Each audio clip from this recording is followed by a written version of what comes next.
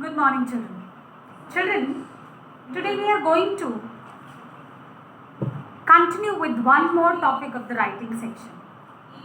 Before this, I have explained you short compositions, that is notice writing, poster making, advertisements, and then we switched on to letter writing.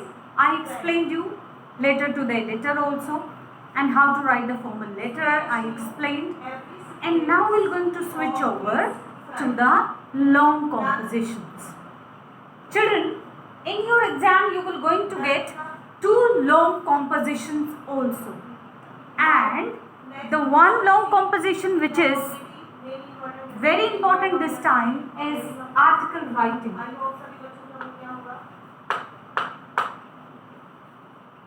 Article.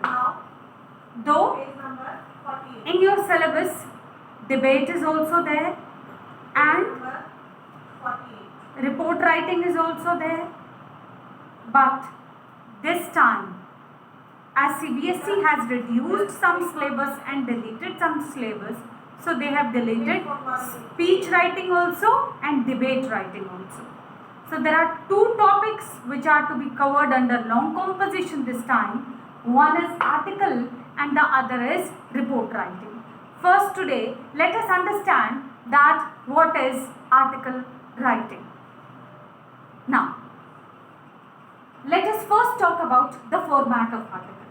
Children, for format, the format will carry 1 mark, and for format you have to write just one thing, that is heading on the top in the middle of the page. Fine?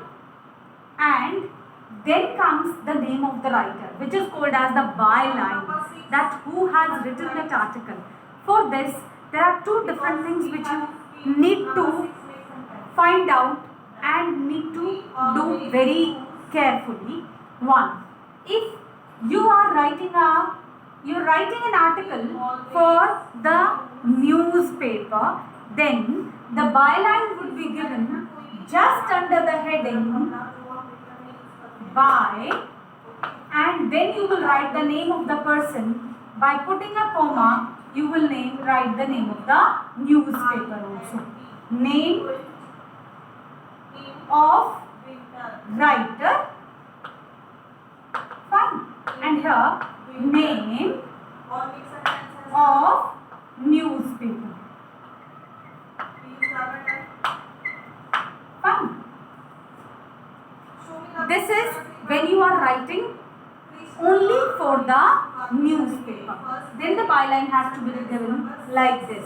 But when you are writing the article for your school magazine, then it is not necessary, it is not mandatory that you should give the name of the writer here. It can be given towards the end also. Suppose you finished your article here, so it can be given here also by, and then you will write the name of the person who has written that article. Clear?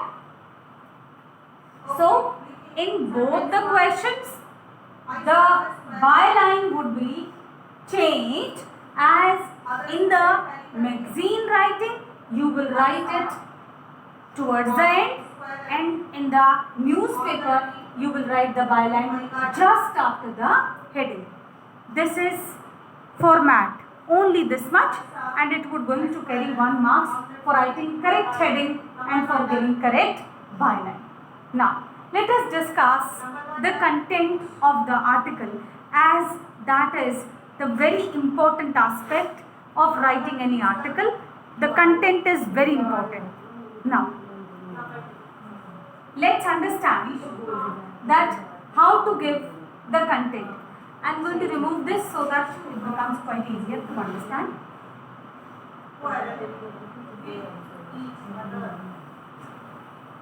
Now, beta, while writing the byline, after this content will begin, and it has to be written into minimum 3 to 4 paragraphs. Sometimes when this middle paragraph, the content of the middle paragraph increases, and you find that you have more points to write, you have better views to give. So this paragraph number 2 can be divided into 2 paragraphs. So that would become 1, 2, 3, and this will become 4. So that means article has to be written in minimum 3 to maximum 4 paragraphs. 3 are mandatory and 4 it depends on to you. If you have a better view to give and you have more number of words to write, then you can divide your middle paragraph. Now, let us understand that what is to be written into first paragraph, second and third. But in first paragraph, which is called as the introductory paragraph. This is called as introductory paragraph. When I say introductory paragraph, so that means it would include the meaning of that particular topic which you are writing. Find that meaning of the topic. What does that topic means to you? How that topic is meaningful for the society. What is the impact of that topic? Just to explain that, you will going to introduce this, the introductory paragraph. That what does it mean?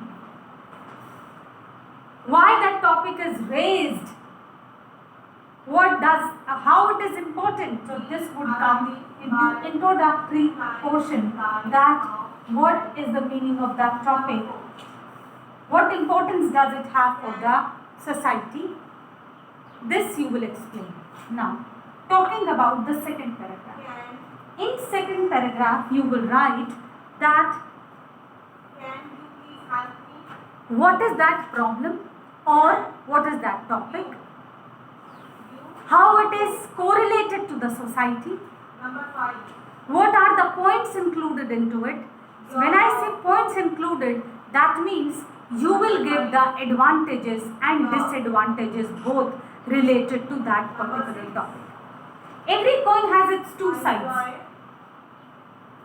So most of the time you will find the topics which has its advantages and disadvantages both, which will have its roots correlated to the society, which will reflect that how that particular topic affect the society. That means while explaining your views, your ideas, your thoughts related to that particular topic, you will going to explain it in paragraph number 2. Suppose you have more points to write on. You will divide it into 2 paragraphs and the paragraph would then be divided into 4 in total. So, when I say the middle paragraph, so that means you have to write what? The main content and discussion. Look at the house, it's so beautiful. Number 9. The main content and discussion related to that particular topic. She said, Fine. When I say the discussion, that means all those points which really directly affect the society, which are correlated to the topic, which are correlated to the expression of yours while expanding that topic. Now, moving up to the third paragraph. Though I can just wind up this paragraph into one word, that it will going to include conclusion. But the question is, what is to be written into conclusion? Beta, always try to conclude the long composition in such a way so that you can convey your message also, your views also, and you can put up a request or an appeal or a warning to either the concerned authorities or to the common people. Because sometimes, suppose you are writing an article related to road safety. So, in that particular article, while writing the conclusion, you will not going to ask anything to the authorities, because the government personnel will not going to come to wear you helmet while driving two-wheeler to make you to wear a seat belt. Whose responsibility is it? It is the responsibility of a common man. It is the responsibility of every citizen. So, when you will going to write the conclusion into this question, this type of question, so you will going to put some points related to the warning and awareness of the people. You would request them to follow certain rules and regulations of driving on the road, right? But on the other hand, suppose you are writing an article related to the topic like maintenance of the road, sewage and drainage system. So for such kind of topic, you will going to involve the authorities in it. Suppose you are writing the onto education system, that it is slowly becoming stressful for the students. So into that case also you would request the concerned authorities to check back the syllabus, because there the authorities are responsible. Along with this, you will also give your own ideas and views that how that particular topic should be changed, should be converted, or can be made better through your ideas. So this how you will wind it up and will end up. I hope, children, that the explanation of article writing is quite clear to you now. Article has the format only heading and byline. These are the two things to be covered in name of the heading and format. Then let us talk about the content. Content includes minimum 3 to maximum 4 paragraphs. Division of second paragraph can convert it into 4, and if it is not divided, then 3 paragraphs. First paragraph is introductory, which includes the meaning of the topic. Second paragraph is the paragraph which includes your main content and discussion. And then coming up to the third paragraph, that includes the conclusion. And this is how you will going to wind up writing article. I hope it is clear to you, children. Try to now write an article by copying some questions, and I hope this will definitely going to help you. Thank you.